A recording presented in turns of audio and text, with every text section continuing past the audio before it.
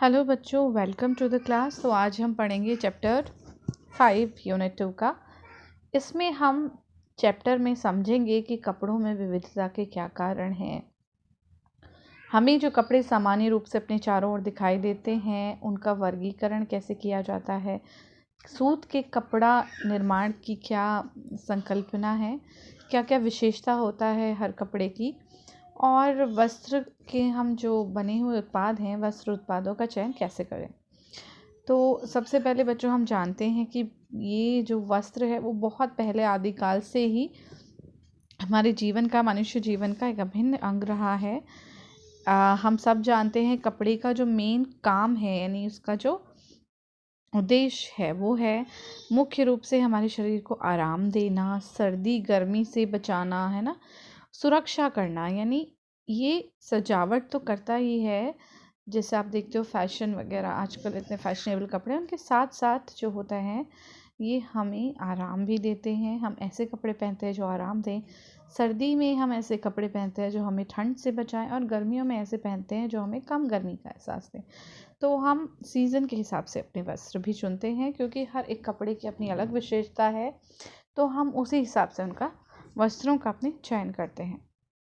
ठीक है, अब देखो हम पढ़ेंगे सबसे पहले कि बेसिक, यानी जो एक कपड़ा है वो किससे बनता है। सबसे पहले अगर आपने देखा होगा, आप किसी कपड़े को या एक टुकड़े को, किसी ऊन के धागे को अगर आप खोलते हो किसी भी कपड़े को काट के, तो आप देखोगे कि अंदर से छोटे छोटे गुथे हुए रोए से होते हैं, है ना। वो रोए जो हैं उनको हम रेशा कहते हैं। वो ही छोटे छोटे जो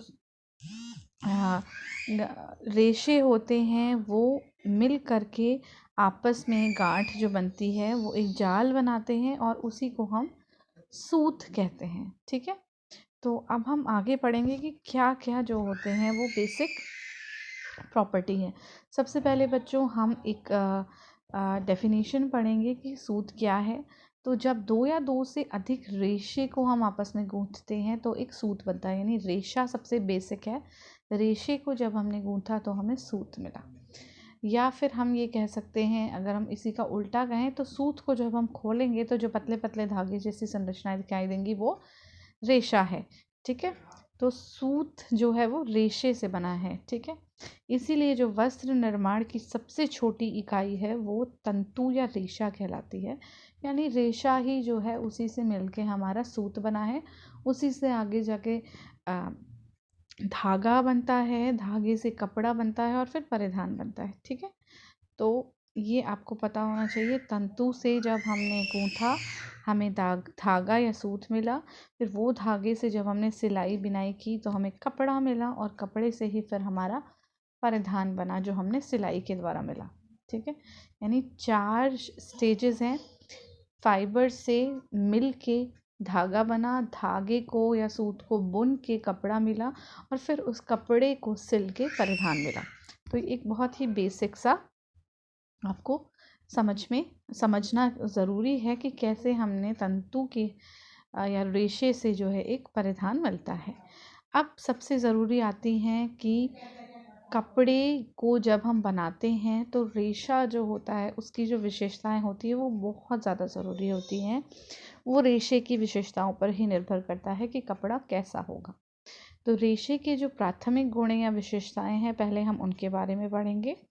तो प्राथमिक गुण क्या है? वो गुण या विशेषताएं जो कपड़े बनाने वाले तंतुओं में होना अनिवार्य होता है, यानी ये होना ही चाहिए तभी आपका कपड़ा बनेगा। जैसे कि पहला, लंबाई चौड़ाई का अनुपात, यानी जो छोटे छोटे तंतु हैं उनको हम स्टेपल कहते हैं। बच्चों ये याद रखना बहुत ज़रूरी है। आप अपनी बुक सामने से अगर खोले हैं तो उस बुक में भी अंडरलाइन कर लीजिए ये शब्द स्टेपल, यानी जो छोटे तंतु हैं उनको हम स्टेपल कहते हैं, और जो लंबे तंतु हैं उनको हम फिलामेंट कहते हैं। ठीक है, तो जो छोटे तंतु हैं वो लंबे तंतुओं को की अपेक्षा जो है लंबे तंतुओं को कपड़ा बनाने के लिए अच्छा माना जाता है। जैसे आप देखते हो बाल, अगर आप चुटिया गूंथते हो तो आप देखते हो छोटे छोटे बाल होते हैं ना, उनको गूंथने में बहुत परेशानी होती है, जबकि लंबे लंबे आसानी से गूंथ जाते हैं। तो यही एक एग्जाम्पल आप लेकर चल सकते हो। छोटे जो स्टेपल बाल हैं उनकी अपेक्षा अगर आप बड़े बालों से, यानी फिलामेंट से, लंबे तंतुओं से अगर कपड़ा बनाओगे तो वो ज़्यादा अच्छा माना जाएगा और उससे बढ़िया किस्म का कपड़ा बनता है। उसके अलावा दूसरा जो विशेषता आती है, प्राथमिक विशेषता, वो है रेशों का बल, यानी बल होना बहुत ज़रूरी है। अगर आप कच्चे धागे से कपड़ा तैयार करोगे तो वो खराब हो जाएगा, टूट जाएगा, है ना, तो कमज़ोर होगा। इसीलिए हमें रेशे का बल देखना चाहिए कि मजबूत तंतु या रेशे होने चाहिए। रेशों में अनम्यता, देखो, अनम्यता से मतलब है हमारा कि जब खिंचाव हम किसी चीज़ को देते हैं, प्लायबिलिटी, तो जैसे आप रबर बैंड है ना, आप रबर बैंड को खींचते हो वो खिंचता चला जाता है ना, उसी तरीके से रेशे में भी जो है वो खिंचाव या तनाव को या झटकों को सहन करने की शक्ति होनी चाहिए, है ना, जिसके कारण उनको अगर आप मोड़ोगे या खींचोगे हल्का सा तो वो टूटेंगे नहीं। रेशा नहीं टूटेगा तो इसका मतलब कपड़ा नहीं फटेगा। अगर रेशा टूट जाएगा, कमज़ोर होगा, तो कपड़ा फट जाएगा। यानी अच्छा कपड़ा होने के लिए अनम्यता होना बहुत ज़रूरी है। चौथा आता है रेशों का लचीलापन। लचीलापन से भी क्या मतलब है कि मुड़ जाना, यानी बिना टूटे फूटे रेशे का या तंतु का अच्छी तरीके से मुड़ जाना। तो जितना अच्छा उसमें लचीलापन होगा उतना ही अच्छा कपड़ा बनेगा और आपको बैठने उठने चलने में आसानी रहेगी, यानी वो फटेगा नहीं जो भी आप मूवमेंट करेंगे उससे।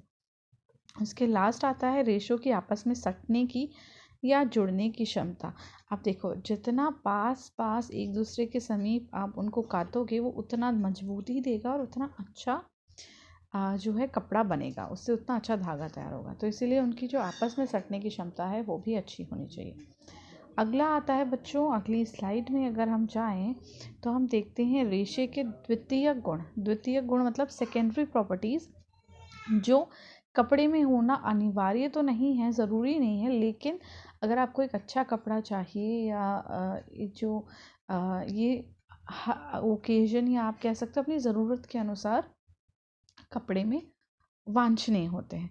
तो अगर हम देखें, सबसे पहला होता है रेशे की चमक, है ना, यानी रेशे की चमक से हमारा मतलब है आ, कुछ जो ऐसे धागे होते हैं जिनमें चमक दूसरे धागों की अपेक्षा ज़्यादा होती है। जैसे उदाहरण के लिए मैं आपको बताऊं, सिल्क, आपने सुना होगा, सिल्क थोड़ा चमकदार होता है ना, रेशम कॉटन की अपेक्षा, है ना, ऊनी तंतु की अपेक्षा। तो कुछ ऐसे धागे होते हैं जिनमें प्रकाश को प्रतिबिंबित करने की क्षमता ज़्यादा होती है, जैसे कि सिल्क मैंने आपको बताया।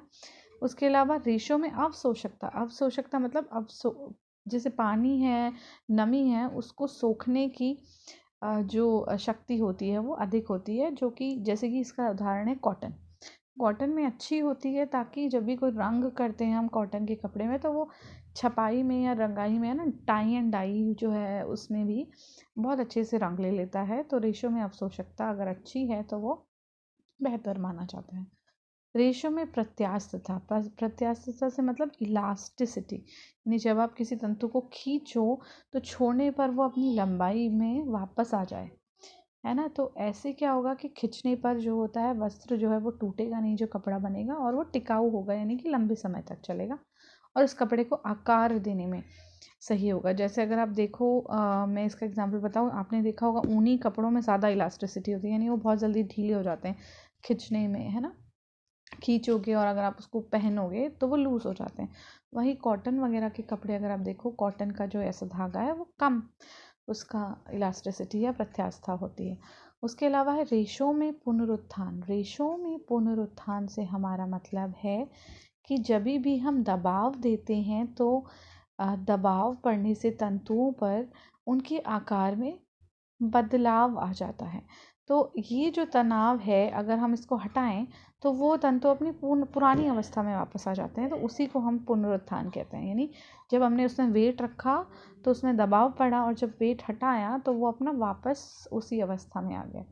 तो इससे क्या होता है, कपड़ों में सिलवट नहीं आती, यानी क्रीज रेजिस्टेंट कपड़े होता है। अगर आपने देखा होगा कॉटन का कपड़ा, उसका पुनरुत्थान या रेजिलियंसी बहुत कम होती है। तो इसलिए जब भी आप उसको ऐसे रख देते हो तो उसमें कई सारे वो मुड़ जाता है, उसमें सिलवटें आ जाती हैं, है ना। और वहीं कुछ ऐसे कपड़े होते हैं जिनमें सिलवटें नहीं आती हैं। उसके अलावा है रेशों में कोमलता, सॉफ्टनेस होना, यानी कुछ ऐसे होते हैं जो बहुत सॉफ्ट होते हैं और कुछ बहुत रफ होते हैं।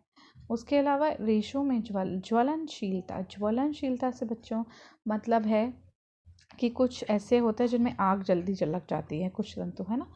तो इसका जो उदाहरण मैं आपको सही बताऊं तो इसका उदाहरण है कि जैसे कॉटन है वो ज़्यादा ताप सहन कर सकता है। जैसे आपने देखा होगा जब हम कॉटन में प्रेस करते हैं, कॉटन के कपड़े में, तो हम हाई टेम्परेचर में कर सकते हैं, जलने की उतनी कपड़ा जलने की उतनी ज़्यादा नहीं होती है प्रोबेबिलिटी, या फिर आप कह सकते हो उतना जल्दी वो नहीं जलता है। जबकि अगर आप कोई दूसरा सिल्क लें या फिर नायलॉन लें, आपने देखा होगा नायलॉन का कपड़ा, नायलॉन एक कृत्रिम तंतु है, ठीक है, नेचुरल फाइबर नहीं है, वो एक मैन मेड फाइबर है या फिर आर्टिफिशियल है, वो बनाया गया है, ठीक है।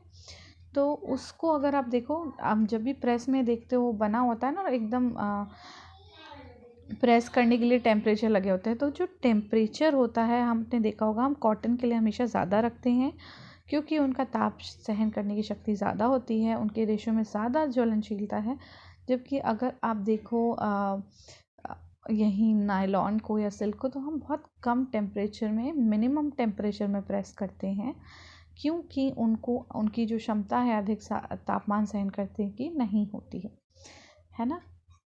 तो इसीलिए कुछ ऐसे भी अन्य गुण हैं इनके अलावा, जैसे रसायन कुछ केमिकल के लिए ज़्यादा ख़राब, एकदम केमिकल से ख़राब हो जाते हैं, कुछ जीवाणुओं से प्रतिरोधकता होती है कुछ में, है ना। कुछ में वाटरप्रूफ कपड़े भी आजकल आ गए हैं। तो बहुत सारे प्रकार की आजकल विशेषताएं, कपड़े नए नए कपड़े आ चुके हैं, उनमें अलग अलग विशेषता होती है। तो बच्चों ये जो 2 विशेषताएं होती हैं ये आपको आना बहुत ज़रूरी है, और स्पेशली प्राइमरी यानी प्राथमिक जो गुण हैं, रेशो के प्राथमिक गुण आपको पता होने चाहिए। ये क्वेश्चन एग्जाम में आ सकता है, तो आप अपनी बुक में इसे इम्पॉर्टेंट मार्क कर लें कि कौन कौन से गुण हैं, प्राथमिक गुण हैं, जो रेशो में होना बहुत ज़रूरी होता है। या हो सकता है कि आपको इस तरीके से घुमा के क्वेश्चन पूछ दिया जाए कि आप अगर अपने लिए कपड़ा खरीदना चाहते हैं तो आप कौन कौन सी विशेषताएं देखेंगे। तो आपको ये देखना बहुत ज़रूरी है कि आप प्राथमिक विशेषताएं ज़रूर लिखें। ठीक है बच्चों, तो ये आपको याद होना बहुत ज़रूरी है। उसके अलावा अब हम आगे बढ़ते हैं तो हम देखते हैं कि वस्त्रों का हम कैसे, वस्त्रों या रेशों का हम वर्गीकरण कैसे करते हैं। बच्चों यहाँ पर गलती से मैं आपको बता देती हूँ, ये गलती से देशों छपा, ये रेशो है, ठीक है। तो रेशों का वर्गीकरण, फाइबर, तो रेशों का वर्गीकरण जो है वो हम कुछ इस तरीके से करते हैं। पहला है आपका प्राकृतिक रेशे, यानी नेचुरल रूप से जो प्रकृति में पाए जाते हैं। दूसरे हैं मानव निर्मित रेशे, यानी जो मानव द्वारा बनाए गए हैं। तो इनके उदाहरण जैसे आप यहाँ पे देख सकते हो, कॉटन है, आपने देखा है, सूत है ना, सूत का कपड़ा, सिल्क का कपड़ा, वुल जो होता है, ऊन हमें भेड़ बकरियों से मिलता है, तो इसका मतलब वो प्रकृति में पाया जाता है। जबकि अगर आप मैन मेड का देखो या मानव द्वारा निर्मित रेशों का देखो, नायलॉन है, पॉलिएस्टर है, लायक्रा है, जो आजकल आप देखते हो ना इलास्टिक वाले कपड़े आते हैं, और एक्रिलिक है, ये सारे जो हैं वो मैन मेड फाइबर्स हैं, यानी मैन मेड रेशे या तंतु हैं। तो अब हम पढ़ेंगे कि कौन कौन से ऐसे रेशे हैं, प्राकृतिक रेशे हैं, और वो हमें कहाँ से मिलते हैं। तो सबसे पहले हम प्राकृतिक रेशों में पढ़ेंगे सेल्यूलोजिक फाइबर। देखो, सेल्यूलोजिक फाइबर से हमारा मतलब है जिनमें सेल्यूलोज होता है। तो सेल्यूलोजिक रेशे जो होता है, हम जानते हैं पेड़ पौधों में सेल्यूलोज पाया जाता है, इसीलिए हम इन रेशों को सेल्यूलोज युक्त रेशे या फिर वानस्पतिक रेशे कहते हैं, ठीक है। अब ये कितने प्रकार के होते हैं, ये होते हैं बीज या फल। जैसे आपने कॉटन का अगर कभी देखा होगा, कहाँ से हमें कॉटन मिलता है, तो आपने देखा होगा ना वो छोटे छोटे कपॉक के पेड़ होते हैं, उनके कपॉक के रेशे से जो है हमें ये कॉटन मिलता है। उसके अलावा बास्ट रेशा, बास्ट रेशा कौन कौन सा होता है, जो पौधों के बाहरी या फिर तने से प्राप्त होता है। जैसे जूट है वो तने से मिलता है, हेम्प है, लिनन है, ठीक है, ये आपका बास्ट फाइबर कहलाते हैं, यानी आपको ये पौधे के बाहरी और भीतरी तनों से मिलेगा। उसके बाद आता है आपका लीफ, लीफ से मतलब अब जैसे आप नाम से देख रहे हो, लीफ से यानी पत्तियों से मिलेगा, जैसे कि अनानास और सीसल का होता है अगेव, ठीक है। उसके अलावा नट हस्क, नट हस्क से मतलब जो हमें बाहरी हस्क से मिलता है। जैसे नारियल का आपने देखा होगा ना, बाहर का जो कॉयर होता है, धागे नहीं होते हैं नारियल के, तो वो जो बाहर का जो उसमें रेशे होते हैं वो आपका कॉयर कहलाता है। तो यानी उसको हम नट हस्क रेशा कहते हैं, ठीक है। तो वो नारियल से जो मिलता है वो बहुत ही इसका अच्छा उदाहरण है। तो ये सारे जो होते हैं सेल्यूलोजिक फाइबर हैं। उसके अलावा नेचुरल फाइबर में बच्चों आता है प्रोटीन या एनिमल फाइबर। जैसा कि नाम से पता चल रहा है एनिमल फाइबर मतलब हमें ये जानवरों से मिलेगा। तो इसके सबसे अच्छे उदाहरण हैं आपके लामा, अल्पाका, है ना, कश्मीरी, मोहेर, ये सारे जितने भी ऐसे जानवर हैं जो ठंड वाले इलाकों में पाए जाते हैं, जिनमें काफ़ी मात्रा में ऊन होता है ना, उनके शरीर में काफ़ी बाल होते हैं, उन्हीं को निकाल करके ऊन बनाया जाता है। उसके अलावा जंतु स्राव, ये तो जंतु रोम था, यानी रोम जो उनके शरीर में रोए होते हैं वो। दूसरा आया जंतु स्राव। जंतु स्राव से मतलब हमारा एनिमल सिक्रीशन, यानी जैसे रेशम का कीड़ा है, आपने देखा है रेशम का कीड़ा जो होता है वो जो सिल्क फाइबर होता है वो धीरे धीरे धीरे उसको बनाता है अपने शरीर से, सिक्रीशन जो उसके होता है, जो स्राव होता है उससे जो है रेशम बनता है। उसके अलावा मकड़ी तथा समुद्री सीप से प्राप्त होते हैं कई सारे फाइबर, ठीक है। उसके अलावा बच्चों तीसरी कैटेगरी जो आती है वो आती है मिनरल फाइबर। मिनरल फाइबर मतलब जो धातुएं होती हैं उनसे प्राप्त जो रेशा प्राप्त होता है खनिज लवणों से, यानी खनिज रेशे इनको हम कहते हैं। तो ये खनिज रेशों का उदाहरण आता है मैग्नीशियम और कैल्शियम से जो प्राप्त होता है, सोना, चांदी, है ना, इन सब से प्राप्त होता है। उसके अलावा लास्ट आता है आपका प्राकृतिक रबड़, नेचुरल रबड़। यानी प्राकृतिक रेशे जो थे वो 4 प्रकार के होते हैं, सेल्यूलोजिक फाइबर, प्रोटीन या एनिमल फाइबर, या फिर आप कह सकते हो जंतु रेशा, है ना, प्रोटीन या जंतु रेशा। उसके बाद आप कह सकते हो खनिज रेशा, मिनरल फाइबर, और लास्ट वाला प्राकृतिक रबड़। और इनके आगे जो दिए गए हैं इनके उदाहरण दिए गए हैं। उसके अलावा बच्चों हम पढ़ते हैं मानव निर्मित रेशों का क्या वर्गीकरण है। तो मानव निर्मित रेशे जो होते हैं वो भी 4 प्रकार के होते हैं। सबसे पहला होता है रीजेनरेटेड सेल्यूलोज फाइबर। अब रीजेनरेटेड से मतलब है हमारा परिवर्तित सेल्यूलोजिक रेशे। परिवर्तित सेल्यूलोजिक रेशे मतलब जो प्राकृतिक तत्व थे ना ऊपर सेल्यूलोज वाले जो जितने भी रेशे थे उनको कुछ ना कुछ केमिकल डाल के बनाया जाता है, ठीक है, लैब में मशीनों के अंदर डाल के बनाया जाता है, तो उसको हम परिवर्तित सेल्यूलोज रेशे कहते हैं। इसका उदाहरण है रेयॉन। दूसरा आता है मॉडिफाइड यानी परिवर्तित रेशे। ये जो होते हैं कच्चे प्राकृतिक पदार्थों से बनाए जाते हैं, जैसे कि अब बेकार सूती रेशे जो बच जाते हैं, या फिर लकड़ी की आपने देखी है जो लुगदी होती है ना, लकड़ी का जो बच जाता है उसको रसायन उसमें मिलाए जाते हैं, केमिकल मिला के बनाया जाता है, तो इसको भी हम एक जो है परिवर्तित रेशे कहते हैं जो दोबारा से बनाए जाते हैं। इसका एक उदाहरण है मैरिनोवा। उसके बाद आता है प्रोटीन रेशा, जैसे कि एज़लॉन, यानी सिंथेटिक जो है प्रोटीन बनाया जाता है लैब में, उससे फाइबर बनाया जाता है, तो इसको हम कहते हैं एज़लॉन। उसके अलावा बच्चों आता है आपका सिंथेटिक रेशे जो कि गैर सेल्यूलोजिक होते हैं। ये सारे लैब में केमिकल की मदद से बनाए जाते हैं, जैसे नायलॉन हो गया, पॉलिएस्टर टेरिलीन हो गया जिसको हम टेरिन कहते हैं, स्पैंडेक्स हो गया। स्पैंडेक्स का मैं आपको बहुत अच्छा उदाहरण बताऊं तो आप जो आजकल योगा मैट, योगा वियर कपड़े पहनते हैं ना एकदम वो जिम वाले जो बिल्कुल टाइट लेगिंग्स होती हैं, खिंच जाती हैं, आपसे क्या कहा जाता है ना कि ये जो है काफ़ी ज़्यादा स्ट्रेचेबल है, जो स्ट्रेचेबल होते हैं वो स्पैंडेक्स होता है, ठीक है। उसके अलावा मोड एक्रेलिक है, ये सारे जो है वो सिंथेटिक फाइबर हैं। फिर लास्ट में आता है खनिज रेशे या मिनरल फाइबर। तो आपका इसका सबसे अच्छा उदाहरण है ग्लास। ग्लास से जो रेशा बनता है, और मेटेलिक रेशे को हम कहते हैं ल्यूरेक्स।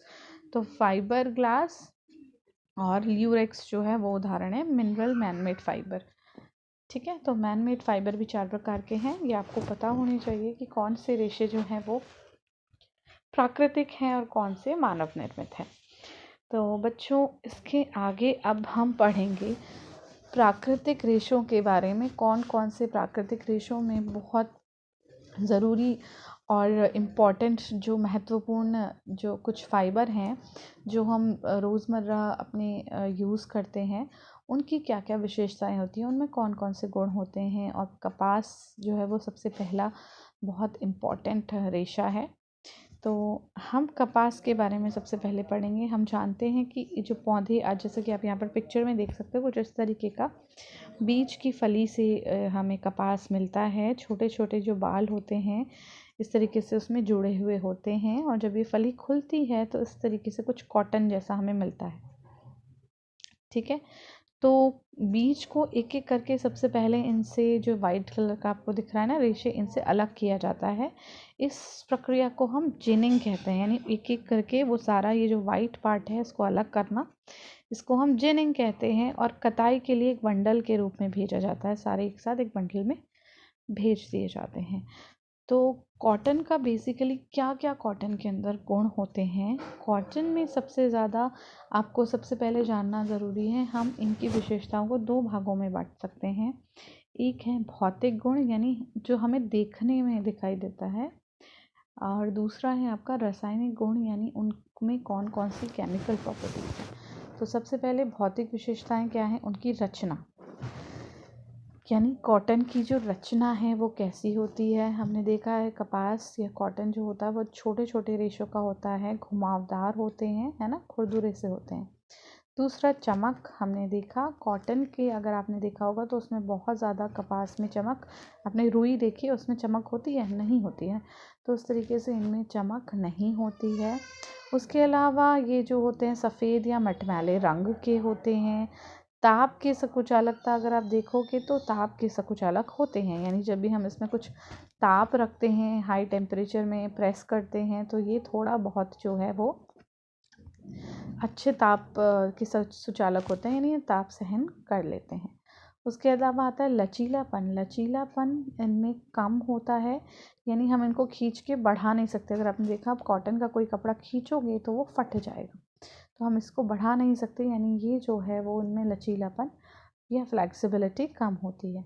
उसके अलावा अवशोषकता। अवशोषकता मतलब आपने देखा होगा जब आप कॉटन के कपड़े पहनते हो और आपको पसीना आता है तो क्या होता है, कॉटन के कपड़े हम ज़्यादातर गर्मियों पे ही पहनते हैं क्योंकि वो पसीना सोख लेते हैं, यानी उनकी अवशोषक क्षमता अच्छी होती है, इसीलिए हम इन्हें गर्मियों में ज़्यादा पहनते हैं, तो ये नमी को जो है अवशोषित कर लेते हैं। उसके बाद आता है ताप सहने की क्षमता। अब ताप सहने की क्षमता इनकी क्या होती है, अधिक होती है, यानी अगर हम इसमें प्रेस करें तो हम इसमें आसानी से प्रेस की सहायता से सिलवटें दूर कर सकते हैं, जो इनमें क्रीज लग जाती हैं, जो सिलवटें आ जाती हैं।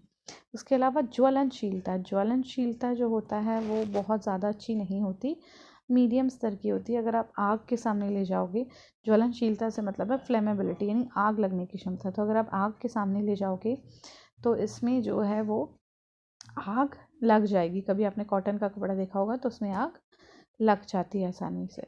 उसके अलावा आता है प्रतिस्कंदता, यानी रीगेन ओरिजिनलिटी। ये गुण भी इसमें नहीं पाया जाता है।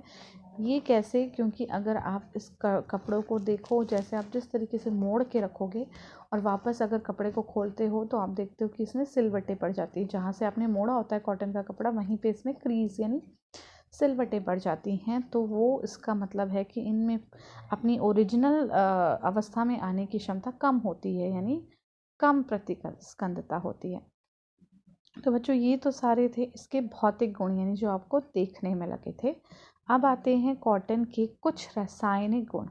रासायनिक गुण से मतलब है कि उनमें क्या क्या प्रभाव पड़ता है रसायनों का। तो सबसे पहले जीवाणुओं का प्रभाव। अगर हम कॉटन को देखें तो कॉटन पर कीड़ों का कोई प्रभाव नहीं लगता है, यानी कॉटन में कीड़ा, कपास में कीड़ा नहीं लगता है, लेकिन अगर आप मॉइस्चर या नमी में छोड़ देंगे, गीले में छोड़ देंगे तो उसमें फफूंद वगैरह लग सकती है। उसके अलावा है क्षार का प्रभाव। क्षार से हमारा मतलब है एल्कली, कोई अगर हम इसमें डालेंगे कोई क्षार, तो जैसे साबुन है, साबुन एक क्षार ही होता है, तो साबुन से आप देखते हो कि कोई फ़र्क पड़ता है, सूती कपड़ों पर ज़्यादा प्रभाव नहीं पड़ता है। लेकिन अगर आप देखोगे रंगीन कपड़ों को तो वो जो है क्षार युक्त साबुन से ख़राब हल्के हो सकते हैं, उनका रंग ख़राब हो जाता है बेसिकली, तो जो है, लेकिन इतना ज़्यादा सा नहीं पड़ता। अगर आप एसिड का प्रभाव देखोगे तो कॉटन एसिड से नष्ट हो जाता है, यानी हम कपड़ों पर अगर आप देखना भी चाहो, अगर इसका एग्जाम्पल, तो आप किसी सूत वस्त्र को अमोनिया में भिगा कर देखोगे या फिर किसी एसिड में डाल के देखोगे तो आपको पता चलेगा कि वो जल जाता है, यानी इसमें जो होता है अम्ल का प्रभाव बिल्कुल बहुत ज़्यादा होता है, यानी अम्ल के प्रभाव से नष्ट हो जाता है। इसलिए सूती कपड़ों पर अगर कोई भी दाग लग जाता है तो उसे फटाफट तुरंत ही हमें धो लेना चाहिए, वरना वो वहाँ से फट सकता है। उसके अलावा बच्चों, सूर्य की किरणों का प्रभाव, आपने देखा है कि कॉटन जो होता है उसको हम अगर तेज़ धूप में बहुत देर तक सुखाएंगे तो वो ख़राब हो जाते हैं, उनके तंतु कमज़ोर हो जाते हैं, कपड़ा पीला पड़ जाता है। तो इसलिए हमें इसे बहुत ज़्यादा सूर्य की किरण में या तेज़ धूप में नहीं सुखाना चाहिए। तो ये सारे इसके रासायनिक गुण थे। तो बच्चों, ये हमने पढ़ा कॉटन के बारे में। कॉटन के कौन कौन से गुण हैं, कॉटन क्या होता है, जिनिंग क्या होती है। जिनिंग क्या होती है हमने पढ़ा। जिनिंग होती है उसके छोटे छोटे रेशों को अलग करना। अगर आप यहाँ पे देखो, ये क्वेश्चन बहुत इम्पोर्टेंट है। यहाँ पे देखो जिनिंग, आप इसको अंडरलाइन कर लो और अच्छे तरीके से याद रखो, चाहे अपनी नोट्स वाली बुक में लिख लो जिनिंग क्या होता है। ये क्वेश्चन एग्ज़ाम में आ सकता है। तो जिनिंग किसे कहा जाता है? ऐसी प्रक्रिया जिसमें बीज में से, यानी ठीक है, बीज को एक प्रक्रिया द्वारा तंतुओं से अलग कर दिया जाता है। यानी ऊपर जो वाइट पोर्शन है, आप यहाँ देखो, इसको अलग कर दिया जाता है इसके नीचे वाले बीज वाले पोर्शन से। तो इसको अलग करने की प्रक्रिया को ही हम जिनिंग कहते हैं। उसके अलावा हमने पढ़े इसके भौतिक गुण जो काफ़ी सारे हैं, 9 गुण हैं, और उसके अलावा इनके रासायनिक गुण जो कि 4 गुण हैं। उसके बाद बच्चों हम आगे पढ़ेंगे लिनन के बारे में, वुल के बारे में, है ना। उसके अलावा सिल्क के बारे में। तो ये अब हम पढ़ेंगे नेक्स्ट पार्ट में। अभी पार्ट 1 में हमने जो पढ़ा हम उसे फटाफट से क्विक रिकैप कर लेते हैं, फिर पार्ट 2 में हम उसे समझेंगे, क्योंकि एक साथ हम अगर ज़्यादा पढ़ेंगे तो हम भूल जाएंगे और हम अच्छे से उसे नहीं समझ पाएंगे। तो अभी एक पार्ट में हम इतना ही पढ़ते हैं, दूसरी वीडियो में और दूसरे पार्ट में हम आगे को इसके आगे समझेंगे। तो बच्चों, अभी तक हमने क्या पढ़ा? हमने पढ़ा फाइबर क्या होता है या रेशे क्या होते हैं, किससे बनते हैं। रेशे जब बनते हैं तो सूत बनता है। सूत को जब हम गूंथते हैं या बिनते हैं तो फैब्रिक बनता है, और फैब्रिक को जब हम सिलते हैं तो हमारा परिधान बनता है। उसके अलावा हमने पढ़ी रेशे में कौन कौन सी विशेषताएं होनी चाहिए। प्राइमरी या प्राथमिक, सेकेंडरी और द्वितीयक। प्राइमरी या प्राथमिक विशेषताएं हमने पढ़ी 5 प्रकार की होती हैं, बहुत ही ज़रूरी हैं। लंबाई चौड़ाई का अनुपात, रेशों का बल, अनम्यता, लचीलापन और आपस में चटने की क्षमता। दूसरा हमने पढ़ा रेशों के द्वितीय गुण, यानी चमक, अवशोषकता, प्रत्यास्थता, पुनरुत्थान, कोमलता और ज्वलनशीलता। उसके अलावा हमने रेशों का वर्गीकरण पढ़ा। प्राकृतिक रेशे कौन से हैं, मानव निर्मित रेशे कौन से हैं। प्राकृतिक रेशे भी 4 प्रकार के हैं और मानव निर्मित रेशे भी 4 प्रकार के हैं, और इनके हमने उदाहरण पढ़े। उसके अलावा हमने कॉटन के बारे में पढ़ा, जिनिंग क्या होती है, कॉटन के कौन कौन से भौतिक और रासायनिक गुण हैं। तो इस चैप्टर के पार्ट 1 में अभी हमने इतना ही पढ़ा। आप इसे अच्छे से समझिए, और अगर आपको समझ में कुछ नहीं आता है तो आप पूछ सकते हैं, मैं अगली वीडियो में इसे समझा दूँगी। ओके बच्चों, ऑल द बेस्ट।